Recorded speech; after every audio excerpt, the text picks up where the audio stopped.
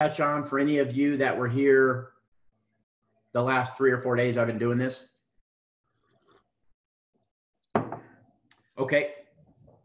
Oh, and I found out there's a way, and this morning I was working on finding out how to accomplish that, to get classes approved to deliver via Zoom.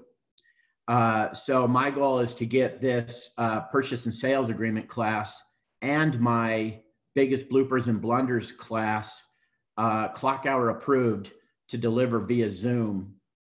And then, you know, while we're still in this state of madness, I'll deliver it complimentary. I mean, that's the least I can do. So I'm going to work on getting it clock houred, and then I can deliver clock hours this way for people.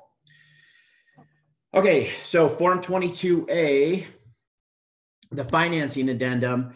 And with the financing addendum, if you have a cash buyer, and we talked about a cash buyer some point in the past, a cash buyer, that means you have to then start asking questions, because buyers think if I have money in my 401k or I'm getting money from a family member that I'm cash, and you're not cash in that case. So if we truly have a cash buyer, we do not use a Form 22A, okay? We have brokers who do that, but that's wrong. And again, remember that one of our requirements is held to the standard and care of an attorney. And that is also selecting and using the correct forms. And 22A is not the correct form with a cash buyer. Well, what if my cash buyer wants to have an appraisal done? That's great. We have the 22AA, that is essentially paragraph 7 from the 22A, copied and pasted onto an AA. So a cash buyer can then use a 22AA, an appraisal addendum, and they can then have the protection and ability to do an appraisal and still be a cash buyer. So, but a cash buyer, don't use a 22A. Don't do it. So starting with paragraph 1, let's see here if I can. Okay, good morning. I'm going to leave the chat box open, and I'm also going to find out, I was on a Zoom call yesterday with Washington Realtors, and I know it's probably simple, you guys, but this is still kind of new to me, to where I can display an addendum on the screen and we can talk about it. I know there's a way to do that, and it's probably really easy. So I expect that to start happening. So paragraph 1 in the 22A. Oh, thank you. Thank you, Adriana. Loan application. The agreement is contingent on buyer obtaining the following type of loan or loans to purchase the property. So it says loan or loans, which means we can check more than one box, okay? We can check more than one box, and we go through the types of loans. And then as we talked about yesterday, there's the other box, and I have in there the Washington bond loan, the down payment assistance, which we'll touch on again here in a minute. So we can check more than one box. And then line 9 is where we indicate what the buyer is putting down. And as I said yesterday, whatever you put in there, and if you make no further disclosures, that means the buyer has that money. It's liquid. So if I put 20%, 10%, or if I put $10,000 or $15,000 down and no other disclosures, I have that money. I have it. It's non-contingent funds. So back to yesterday's class, if that amount is the down payment assistance, which is contingent, that's a loan, you have to now disclose that that's a loan. And that could be done, as we said yesterday, on the 22A, the 34, or the 22EF, evidence of funds. Whichever form you use, you just have to disclose it if it's contingent. So we put the money down, buyer shall pay. Here's where I put my down payment. Buyer shall make application for the loan or loans to pay the balance within 5 days. Now, a note on the defaults. So for example, 5 days is the default here. The Form 35, 10 days is the default, 5 days for a secondary, 3 days for seller response, 3 days for buyer reply period deadline. Those are defaults. If you want the default, write it in. Don't leave the line blank, which we do. But by leaving the line blank, that could set you up for failure, because when something goes sideways, who is the first person that gets thrown under the bus? Us. We do. So I'm going to write the defaults in, because that will then show that we had meaningful conversation with our buyer. Because otherwise, if something goes sideways, you can expect a buyer to not hold themselves accountable, instead throw you under the bus and say, I didn't know that. We never talked about that. So by filling in the default line, 5 days, 10 days, whatever, that helps to show, no, we had meaningful conversation, buyer, and you chose 5 days. We wrote it in. Versus it's blank. Ken, you forgot. We didn't talk about that. So write in, if you want the default, write it in, okay? So 5 days to make loan application. For the purposes of this addendum, now application is defined. And we're gonna see later that that's important, because if buyer then cannot get a loan after a good faith effort, as we will see in paragraph 5 later, we need to establish to seller that buyer made their application in 5 days, had sufficient funds to close, all these things that we're going to talk about. And so if we say 5 days and buyer made application in 6 days or more, that could be considered a default, and seller could be entitled to earnest money if the buyer cannot later perform. So those are important figures. Now, there are instances where the buyer may end up waiving the financing contingency, and it would, in most cases, be unintentional. So paragraph 1B talks about those situations. The waiver of financing in 1B, if buyer fails to make application within the agreed time, say 5 days, changes the type of loan at any time without seller's written consent, or changes the lender without seller's prior written consent after the agreed upon time for financing expires, then the financing contingency shall be deemed waived. But here's what comes up a lot is, let's say I submit an offer to you, and with the offer, I have a pre-approval letter from ABC lender. Well, we have mutual acceptance, and then 2 days in, a friend calls me, or my buyer shopping around, and switches lenders, and now we're with lender 123. We switch lenders on day 2. Is that a default? I didn't get seller's permission.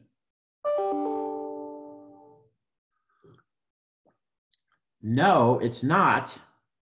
And people get confused over this. And the reason it's not is I did it within 5 days. I can switch lenders 20 times within those 5 days. It's after day 5 that I need to get seller's permission. Now, loan type, if I have just conventional checked, I can't switch loan types without seller's permission.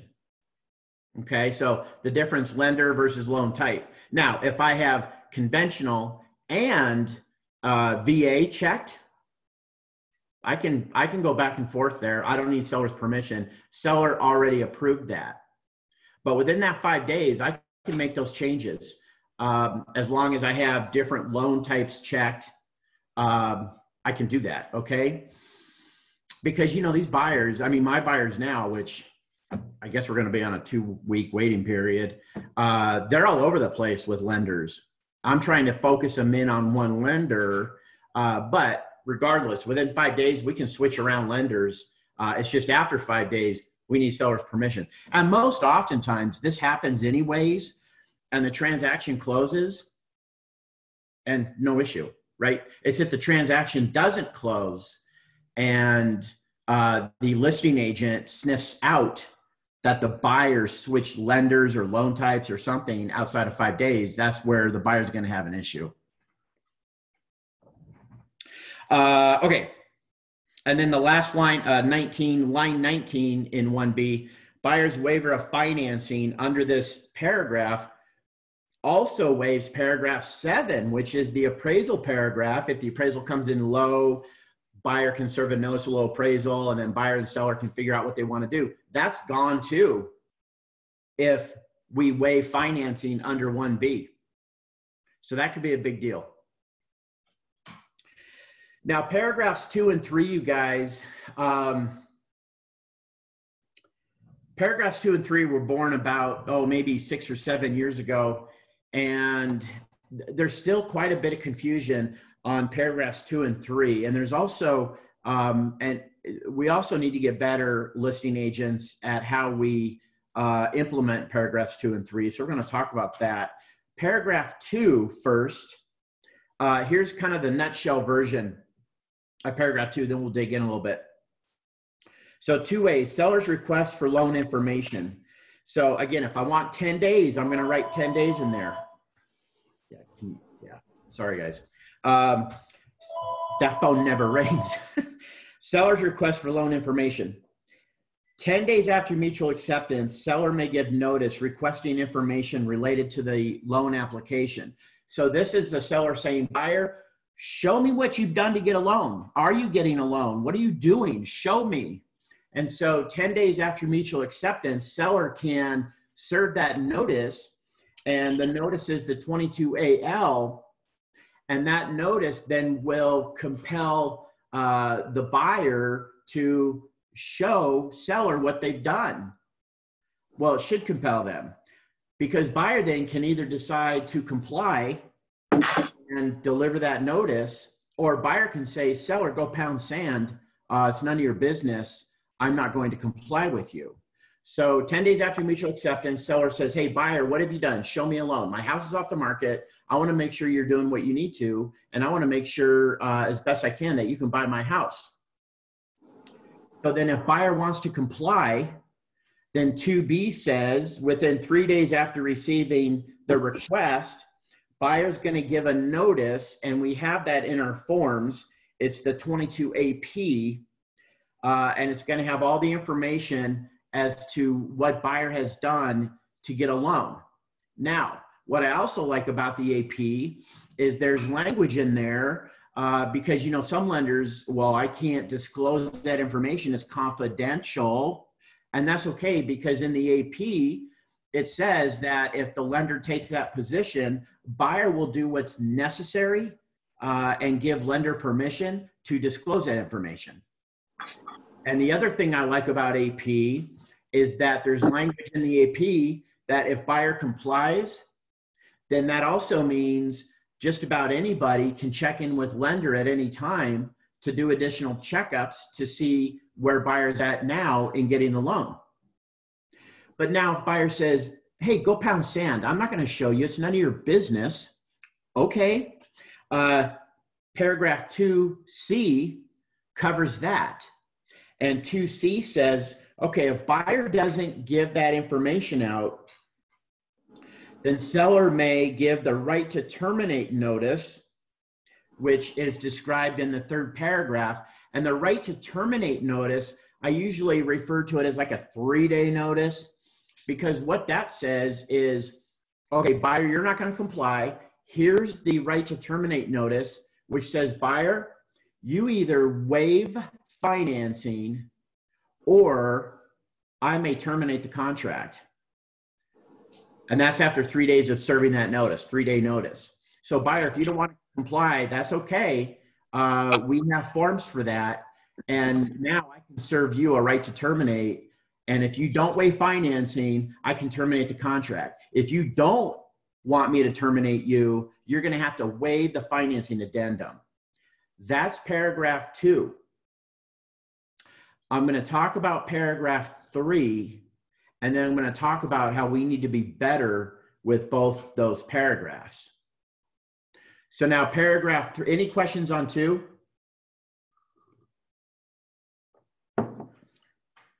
Okay, Paragraph 3,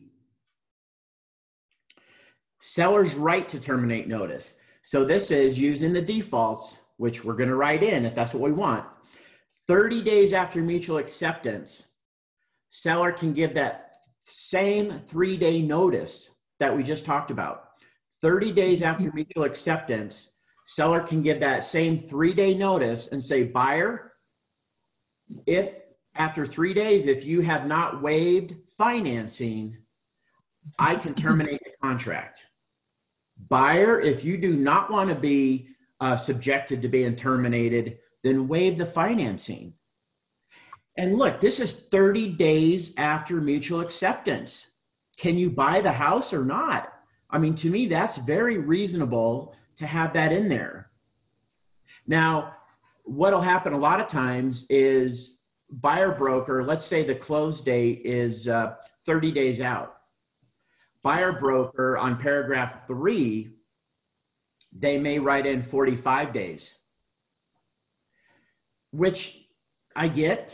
They're doing their job. They're representing their buyer. I don't get upset. Don't get emotional over it. Just don't get emotional. What that buyer broker is attempting to do is exhaust the seller's opportunity to exercise the rights in this paragraph. And I get that. So when you receive that as a listing agent, the key is to, one, don't get aggressive or defensive or emotional. Take it to your seller and as calmly as I am now, explain what buyer broker's doing. And then explain to seller, here are your options. We can counter at 20 days or counter at anything else, or we can accept it. But here's what they're attempting to do. And seller, what would you like me to do? That's how you handle that. And I get why buyer broker's doing that. So back to paragraph 3, after 30 days, seller can serve that 3-day notice. And buyer, what are you going to do? Are you going to waive financing, or are you going to be subject to being terminated? Seller doesn't have to terminate you, but they can. So that's paragraph 3. Now here's where we're failing. And in a class, I'd ask you to raise your hands and stuff, but I don't see many of you. How many listing agents here are exercising the seller's rights and serving these notices in both paragraph 2 and 3? And like I tell my kids, I already know the answer. And the answer is, we're not very good at serving these notices. So why? Why aren't we serving these notices? Why after day 10 are we not serving the notice per paragraph 2? Why after day 30 are we not serving the notice per paragraph 3? Why?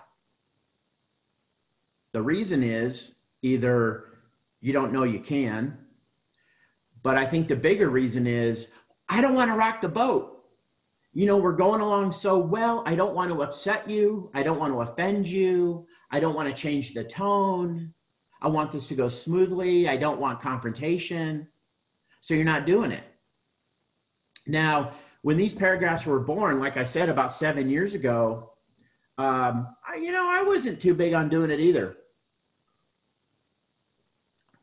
And Annie Fitzsimmons was, you gotta do it, gotta do it, gotta do it. I'm like, yeah, you're a lawyer. You're not out here selling real estate. You're a lawyer. I get it. Textbook, lawyer answers. I get it. Well, my tune has changed about 4 years ago. So there's been some issues around these paragraphs. So what happened was a broker on the west side of the state, and we're talking about more money on the west side usually than on the east side. The house was, I think, about $800,000, and I think it was about $10,000 maybe or so earnest money. And what happened was the transaction failed, and the broker was the listing broker.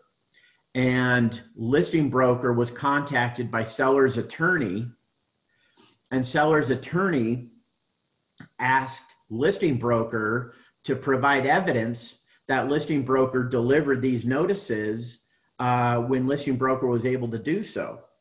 And I don't remember how, but at the time it was shown that had listing broker done this, then damages to the seller would have been mitigated, or it would have made a big difference. I don't remember those details. So listing broker did not serve these notices and essentially wrote a check, I think for the earnest money, to make the seller whole. So that got my attention. And then, as I've said before, over the last 3 or 4 years, with the type of market we've been in, the requirement of being held to the standard and care of an attorney has come up a lot. And so that would relate to these paragraphs. Would an attorney serve these notices in a contract that the attorney drafted? Absolutely. So let's get back to why we aren't doing it. And I've been through about 3 classes with Annie where we talk about this, and in each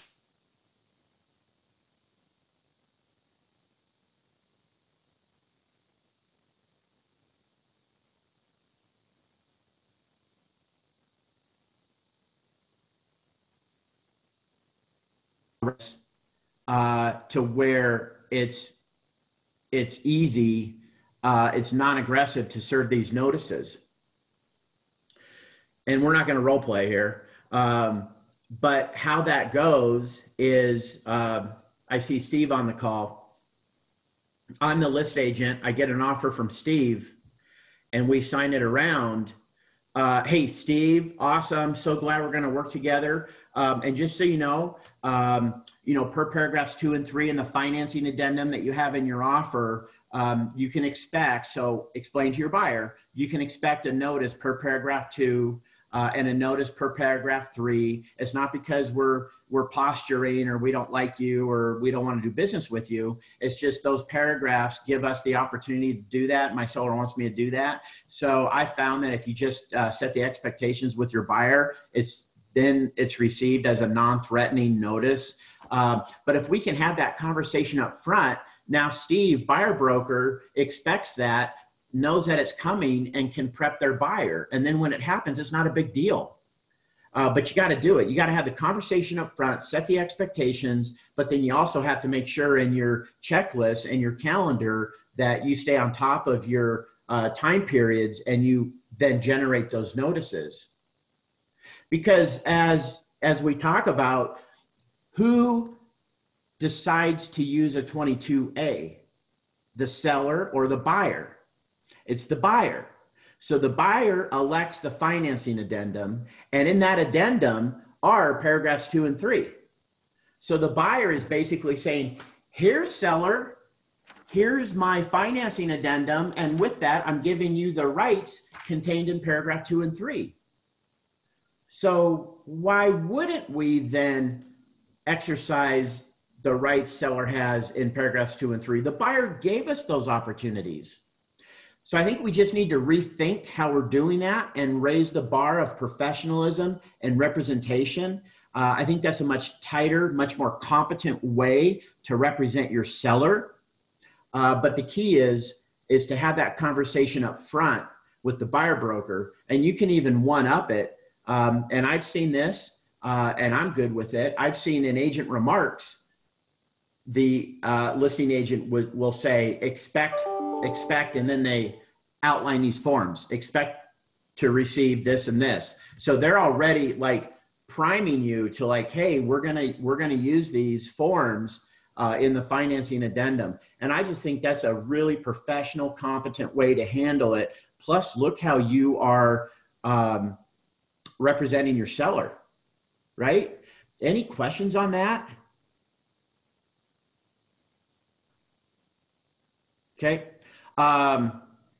So paragraph 3, let's spend a little more time on paragraph 3. So 3A, again, that's the 30 days. Here's your, what I call 3-day notice. Buyer, if after 3 days you have not waived financing, seller may, doesn't have to, but may terminate the contract. And then paragraph 3B explains where If you don't waive it, seller can terminate. But I want to look at 3C because 3C is in my bloopers and blunders class. And that is because buyer brokers are skipping 3C. You're not checking a box. And I want you to see that by not checking a box, you are hurting your buyer. So 3C, appraisal less than sales price. What 3C is determining is, and we're just in paragraph 3, nothing else on financing. Just in paragraph 3, seller serves the notice. Buyer says, I don't want to get terminated, so I'm going to waive financing. Per 3C, buyer, did you also waive paragraph 7 or not?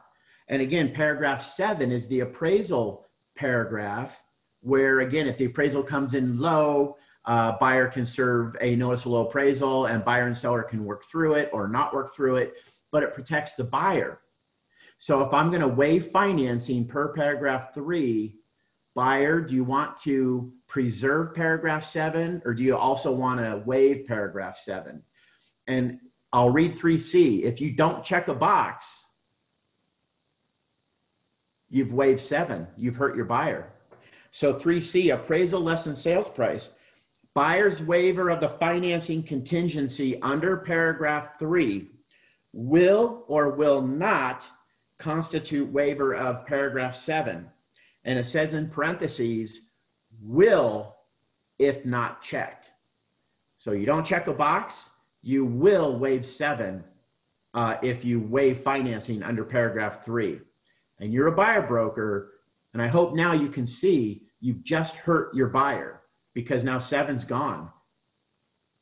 You've removed the safety net. So please slow down and make sure you address paragraph 3. And if buyer makes that decision to, hey, I'm okay. I want it to stand out. I want to get picked in this multiple offer situation. I'm okay if we lose paragraph 7. Then I say, don't leave that blank. Check will. So that helps to show you had meaningful conversation with your buyer. I would also document that conversation, or if it's an email format, whatever, but I would put that conversation in material communications in the transaction file, just in case it comes up where seller serves the notice, buyer waives the financing, also waived paragraph 7, and appraisal comes in low. Now you have the documentation showing, proving that you and buyer had that conversation and buyer chose to waive paragraph 7. Because remember, we're going to get thrown under the bus and buyers, just like sellers, have amnesia and it'll be like, we never talked about that. I can't believe you did that to me. I want money now. Oh, and I know a lawyer. Like, how many times do I hear that? So document that conversation, you guys. And more importantly, don't skip 3C, okay? Questions?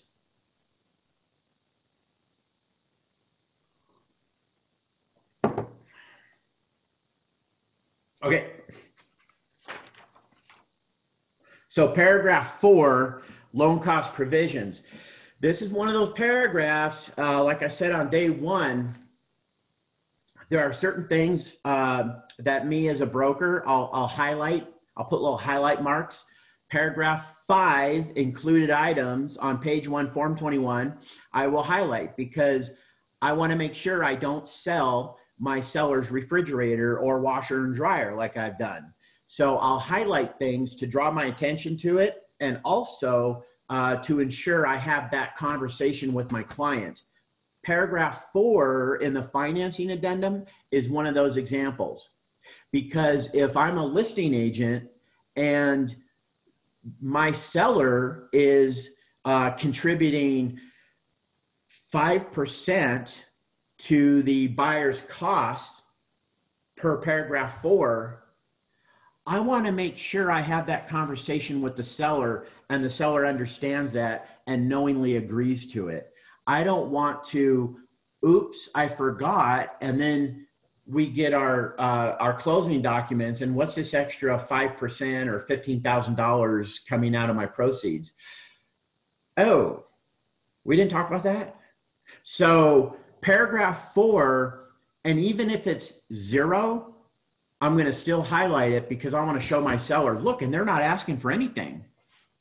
But don't forget to talk about paragraph 4, you guys. So loan cost provisions, that's where we would put in the amount of money that's going to be applied to buyers' loans and settlement costs. Now they added on line 52, and this is a good revision, but there's still confusion with it, and even confusion with me because I've talked with lenders and I'm not getting the same answers. So this is when it's really important to talk to the lender that's working with the buyer. But paragraph 52, if checked, buyer shall pay buyer's share of the escrow fee for the VA loan. And then it says, note that VA regs prohibit buyer from paying loan and settlement costs exceeding 1% of the amount of the loan. So, you know, prior to this, if the financing was VA, as a listing agent, you would need to understand what the non-allowables are, the cost that the borrower is not allowed to pay. You would have to find out what those non-allowables are, how much are they, so that you can communicate to your seller, here's what you're going to have to pay towards buyer's loan costs, because buyer can't pay them. That's why they're called non-allowables. So this revision now implies that buyer can pay those costs. But I've talked with different lenders, and like I said, guys, I think the takeaway is that there's options here where buyers can pay some or all of the non-allowables, but don't just go off that. Like if you're in the situation real time, talk to the lender so that you have a clear understanding, because like I said, I'm not getting straight answers from lenders and it's still confusing. And even some of the lenders I talked to were confused. So it's enough to know that there's an ability for buyers to pay some or all of the non-allowables. How much of it, I don't know. That's going to be a conversation with the lender. But this is really key because about 2 or 3 years ago, when it was multiple offer, multiple offer, multiple offer, and a lot of buyer brokers were using those love letters, personal profile letters. You know, my buyer is a single mom with 3 kids, and we just love this house because, you know, blah, blah, blah, right? All the emotions to try to get the seller to pick them, buyer love letters. Well, those were leading to some discrimination claims. And we had one that was brought to us about 2.5 years ago when I was sitting on the board of directors, where a listing firm, they had multiple offers, and one of the offers had a love letter in it. And in the love letter, it was disclosed that buyer was a veteran. Well, seller did not pick that offer. They went with another offer. That buyer became very hot, got a lawyer, and accused the listing firm of discrimination against a protected class, because veteran status is a protected class. And the board of directors are all going, well, yeah, you know, that's a protected class. That's a veteran. You can't discriminate. And I'm like, time out for a second. The seller was discriminating against the loan type, not the individual. And loan types are not protected classes. But regardless, that listing firm, and I have a lot of respect for that DB, that listing firm had to pay money to make that go away. Because as I always say, lawyers know it's cheaper to settle than to prove you're right. And so they had to spend money on that. And so we came out with this big campaign here locally about VA borrowers and VA loans, and all the advantages of VA loans, and sellers, you know, we need to consider VA loans, blah, blah, blah, blah, to try to get more sellers to accept VA loans, because sellers, you know, they're rejecting VA offers because what we found out, the listing agents didn't even have an understanding, a good understanding of VA loans. I mean, these non-allowables, you guys, the last one I did, I think the house was about 250-ish or something, 270-ish. And the non-allowables were like $600, maybe $700. But when you ask brokers, hey, well, how much are the non-allowables? Oh, they're like $2,000, $3,000. No, they're not. So we're part of the problem. So this is a good revision because it gives the buyer an opportunity to pay those costs that before sellers just almost automatically we're going to have to pay. Again, please check with the lender and don't quote amounts or anything like that because it's not completely crystal clear, but enough to know that buyers can pay some of those. So, and there's a whole nother thing on love letters that if we have time, if you ask me, I'll tell you how I deal with love letters now. But those are sticky wickets. And, you know, back in like 2006 to 2009, I was a contract trainer for an international real estate company. And I would train around the country. And in the curriculum, I taught love letters. And so it's just interesting to see how that's gone from we teach you how to do these things to now, oh my gosh, they're going to be discrimination cases filed against you, right? So that's paragraph 4. Any questions on 4? And I hope I made sense talking about all of that VA stuff. Okay. So you have to ask a question so I can drink coffee. All right, paragraph 5, you guys. This is the paragraph. This is the paragraph where when you come to me and say, in fact, I have one right now going on. One of our buyer brokers, the client actually showed up unannounced at my office about 4 weeks ago. And usually when someone shows up unannounced, like, okay, I'm getting served. I get it. But I wasn't getting served. He's trying to get his earnest money back. And before I can even try to help you, we need this letter defined in paragraph 5. If after a good faith effort, buyer cannot get a loan, which happens, we want to get this letter. And paragraph 5, earnest money, it says if buyer has not waived financing and cannot get financing after good faith effort, then on buyer's notice, the agreement shall terminate and earnest money shall be refunded to buyer. Okay. Refunded to buyer. This language is peppered throughout our forms. It's in 22B. We just read it in 22A. It is in Form 35R, earnest money to be refunded to buyer. If you don't understand what it takes for your buyer to get the earnest money back, this language will set you up for failure. Because as we talked about the other day, this language is not enough for the closing company to release the earnest money, right? Because the closing company who's holding the money, or the firm, if the firm's holding the money, if you have a trust account, which we don't, thank you. But who's ever holding the earnest money, they want to see that both buyer and seller have signed off on who gets the money and how much. So you'll set yourself up for failure because you'll have the false sense of security and you'll share that false sense of security with your buyer that they'll get us money if this happens. And then this happens and the closing company won't release the money. And now the crosshairs are on you. Ken, you said, right?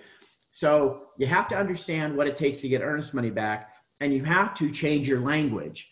And I propose that you say something similar to what I say, and it is buyer, you would be entitled to getting your earnest money back. I don't say you're going to get it. I say you're going to be entitled to it, but here's what has to happen for you to actually get it. And I will say that so many times so that if we ever run into a situation, ultimately an earnest money dispute where seller won't release it, the buyer already understands that because I've told them 50 times, because I don't want the crosshairs to land on me, right? I mean, in this business, crosshairs are all over us, right? They're looking for a place to land, always, always. And they're looking to land on us. And so we have to do everything we can to get the crosshairs away from us. Fill in the default time periods. Have these conversations with your buyers. Document these conversations. Put these conversations in material communication. That's how we get these crosshairs. Go away, crosshairs. I don't want them to land on me. That's how we can do that. So back to paragraph 5 with this earnest money. Again, buyers, you're entitled to it, but you're not necessarily going to get it. So the letter, we're going to get this, and I've had to copy and paste this paragraph and send it to the lender and say, this is what we need. So we're going to see the earnest money shall be refunded to buyer after lender confirms in writing. 1, the date buyer's loan application for the property was made. Why? Because remember, page 1, buyer, you said you'd do it in 5 days. Did you? I need to verify that, because if you did it past 5 days, you're in default. So we want to know when you made application, that buyer possessed sufficient funds to close. Did you, or was it contingent on grandma's gift funds that you didn't disclose per paragraph A, form 21? So we want to know you had sufficient funds to close. And why were you unable to get financing? Because remember, buyer has to make a good faith effort. And so a lot of what we see is buyer just becomes non-responsive and is now not getting documentation to the lender in a timely manner. Is that good faith? That doesn't sound like good faith, which reminds me, guys, here's what I started doing a couple years ago with buyers, because it's a hassle getting a loan, right? But fortunately, we're not doing it every day. So I tell my buyer, hey, buyer, to save you from distress, here's a folder. Everything that you end up providing to the lender, put in this folder and set this folder aside, because the lender's going to later ask you for some of the same stuff. And it's not because the lender has amnesia. It's because the underwriters are now calling for things, and now they're coming back to you asking for the same stuff. Now, if you don't put your stuff in this folder, you're going to start getting exasperated, frustrated, upset. My gosh, I don't know where I put it. We're moving. I got stuff everywhere. But if you have it in this folder, okay, here you go. It's the 3rd time I'm giving it to you, but no problem. Here you go. So make sure you have, you set your buyers up that way and essentially set them up for success. So why couldn't you get financing? Oh, the other thing that I want to remind you to have this conversation with the buyer is, buyer, now is not the time to go out to a furniture store and put $7,000 of furniture on credit for the house that you don't own yet. Now is not the time, buyer, to go buy a new car to go in the garage for the home you don't own yet. Don't quit your job. Like, you have to have that conversation, because the lender is going to check the ratios right up to the last second before they hit the funding button. And I know there's people on this call who've had that experience where all of a sudden the buyer doesn't qualify because they went out and put $7,000 of furniture on credit. So you have to have that conversation. So then once we get that letter, and assuming that buyer has done everything they said they were going to do, now we can make an attempt to try to get seller to sign off on the earnest money. An attempt. And me personally, as a designated broker, I'll make an attempt. I'll put my foot in the water. But if there is a lot of pushback and we're starting to get significant engagement, we have to be careful, because remember what our license allows us to do. We don't want to step into that unauthorized practice of law pool. So I'll send this to the listing agent and say, here's the letter. It has shown that buyers did everything they're supposed to do. They made application in 4 days. They did this, they did that. And seller, by acknowledging the 22A, essentially has already agreed that buyer gets their earnest money. So help me help you. What's the seller hanging their head on now? That's kind of how that conversation goes. And it's always emotions, which is why seller is resisting releasing the earnest money. And there was a DB one time where the DB was representing the sellers. Turned out to be their kids, his kids, which wasn't disclosed, but that's another class. And the DB kept telling me, well, you know, Ken, my kids just felt like buyers didn't intend to buy the house. They just felt like they weren't making a good faith. It was all this felt stuff, right?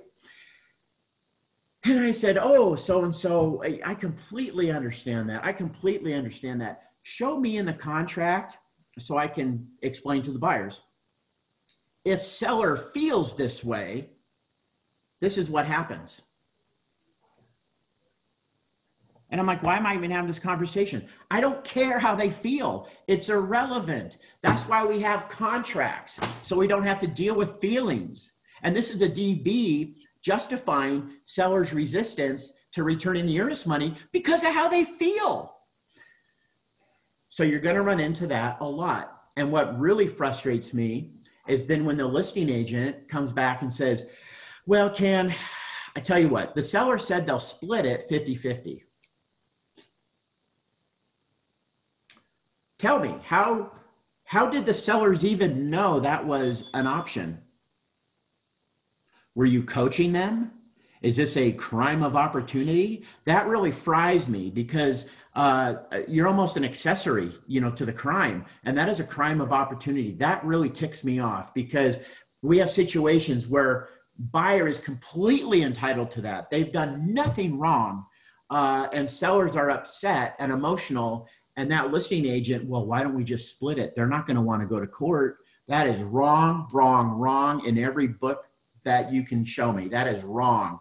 But that is what we deal with earnest money and earnest money disputes, and we deal with enough of them. The other problem with paragraph 5, you guys, is there are some lenders, and I see it mostly with banks, that will not write this letter. They won't disclose this information. And I made it up to like a regional director one time of a bank because they would just generate that kind of a template letter that didn't answer any of these questions. And the regional manager, Greg, said to me, well, you know, Ken, we close, 3,000 loans a month and we've never had a problem. What does that mean? That doesn't mean anything. It's never a problem until it's a problem. And so it really frustrated me. And I said, well, Greg, okay, so your bank, I'm sure then will have your borrowers sign a disclosure which says, hey, in the unlikely event that we can't fund you after good faith effort, it's unlikely you'll receive your earnest money back because we won't generate a letter disclosing and then writing out the points. I said, I know you then do that, Greg, right? Which of course they don't. But the problem there, as you probably figured out, is they are setting their borrower up for failure. Because if borrower then can't get a loan after good faith effort, it's unlikely they're going to get their earnest money back because their lender won't generate this letter that buyer and seller agreed is necessary for buyer to get their money back. So maybe a takeaway there is with your buyer, like my buyers right now, they want to work with Chase, a bank. So I'm going to make sure that Chase, their lender, sees this paragraph and ensures in writing that they'll generate this letter if necessary. Because I just, otherwise these buyers are out there getting hurt. And again, it falls on us, and now they're blaming us and they tell all their friends, you know how we are, how incompetent we are and how they've been damaged. So that's paragraph 5, you guys. Any questions on that? We have about 10 minutes left. Confirming you'll be done at 11. Yes, I'll be done at 11. Who's ever asked me that? Okay. Yeah, we'll be done at 11. We may not finish this, but we'll be done at 11. Inspection, paragraph 6. Paragraph 7, here is the appraisal paragraph that we've talked about. And remember 3C, are we waiving it or not if buyer waives financing? Paragraph 7, you guys, is a great paragraph to go over with your seller who wants to list their home at an unreasonable price. Paragraph 7 can help you with the seller to get a reasonable price, because with 7, you can show your seller, look, unreasonable seller, even if we list it here, the buyer is likely to be getting a loan. Would you agree? Okay, so in getting a loan, they're going to have an appraisal done. And the appraiser is going to do a lot of the same things, and a lot of this, they're going to see a lot of the same info and data that I have that we just got done discussing. And so likely that they could come in with a low appraisal, maybe similar to the price I'm suggesting we list at. And now here are your options, unreasonable seller. And when does that happen? That doesn't happen the day after mutual acceptance. So now we're off the market for what, 3 weeks maybe? And that appraisal comes in low. And so let's look, unreasonable seller, at your options. And per paragraph 7, you have the option of either, okay, I'll lower the price to the appraised value. And that may be similar, probably similar to what I'm suggesting we sell your house at. Or, and you know, seller, the other option is really not an option, even though it's still in our forms. And that is where you can have the property reappraised, but you're going to have to pay for it. And you can't pick the appraiser. It can't be Uncle Eddie who, you know, did an appraisal for you once last year. It has to be an appraiser approved by the lender. Oh, and the lender has to agree that, that you can do a reappraisal on the property. And unreasonable seller, I have to tell you that post-recession, lenders, they got their, you know, lunches handed to them, and a lot of things have changed.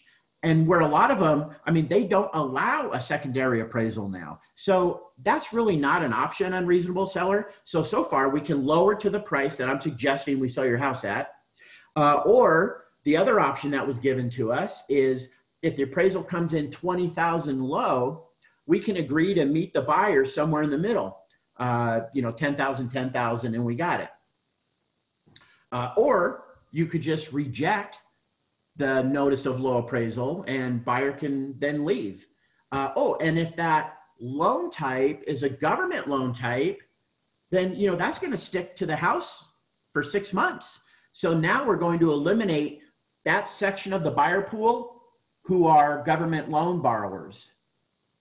So 7 is a good paragraph to use as a tool to get a reasonable list price. Okay, I'll keep going. I see it's 10:54. And really with paragraph 7, what works well with paragraph 7 is to look at the form 22AN, notice of low appraisal. That spells it out really well, what happens when we see a low appraisal. So we'll probably finish 7 here at 10:54. So paragraph 7, it has to start with a notice of low appraisal. Buyer, because buyer, it could come in low and buyer could decide, it came in low, I'll throw an extra whatever to close that gap. Or buyer can choose to serve a notice of low appraisal. So buyer serves a notice of low appraisal. And now, seller, here are your options per 7B, which I just explained to you, right? And then depending on what seller says, the 22AN lays it out nicely how then buyer may respond. So that is paragraph 7. I say it's 1055. You know what? Let's knock out 22A. We can do it. So paragraph 7, key paragraph, and I hope you start using it with your sellers to get that reasonable list price. And then paragraph 8 talks about the appraisal certificates.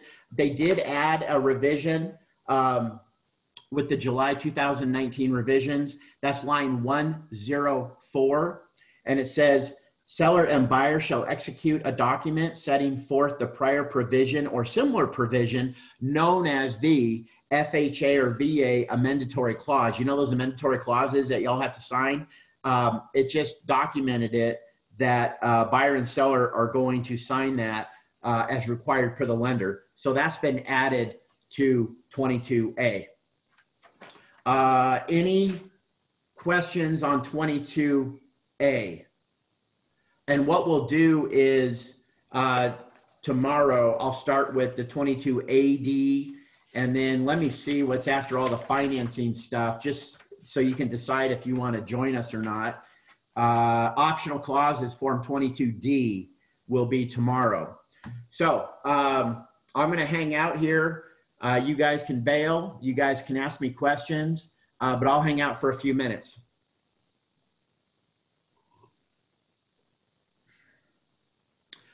Yeah, okay. For screen share during a Zoom meeting, hover at the very bottom of the screen. There will be a green folder pop up. Yep, okay, sure. Push that and we'll ask you what screen you want to share. Click on that screen. Okay, so Adrian, so I'll have another screen, say like transaction desk, and I'll have, like in this case, a 22A there. And then I can just switch screens. It sounds like I'll play with that here when I'm done. Thank you.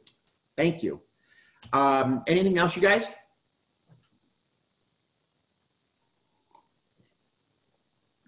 Broker questions, doesn't matter to me. I'm here. Feel free to share these classes with people you think would benefit from them.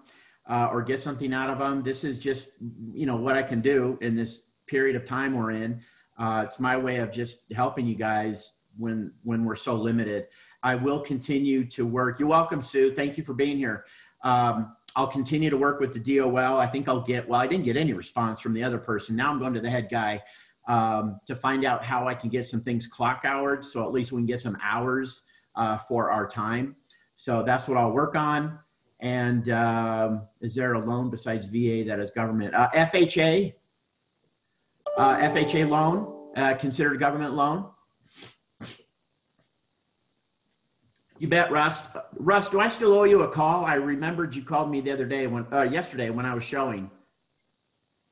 I'll call you after this if I okay, I'll call you after this, man. Yep, you're welcome. All right, you guys, thanks for being here.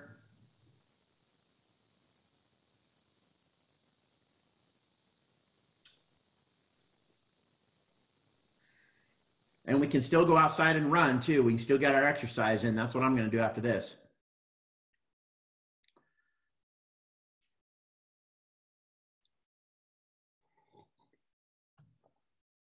All right. Peace.